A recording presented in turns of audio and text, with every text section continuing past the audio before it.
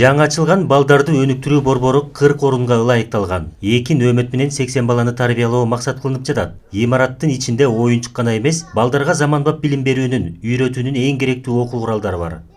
Чукул ачылганына аябай сүйүнүп ушул жакка алып келдим да, неберемди. Сүйүнүштүм, жакшы экен, аябай жакты мага. Ылайыктуу экен, анча-мынча немелерди айтат. Мама, папа мындай кошуп сүйлөй албайт. Мен ушул жерден үйрөнүп сүйлөп кетет деп ойлойм да.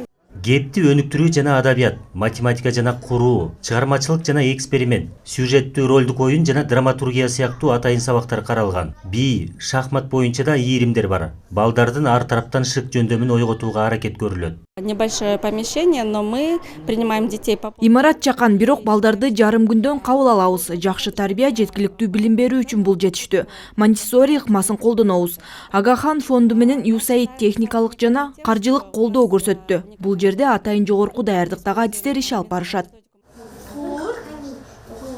Мындай борбордун ачылышына көмөк көрсөтүлүп жатканы бекеринен эмес. Жерлерде бала бакча жетишсиздиги көйгөй болуп келатат. Проект нацелен на то, чтобы помогать и поддерживать женщин-предпринимательниц, которые открывают свои собственные детские сады, детские центры. Бул долбоор негизи бала бакчаларды, балдар борборун ачып жаткан ишкер айымдарды колдоого багытталган. Мектепке чейинки билим берүүнүн абдан маанилүү экенин эске алып жатабыз.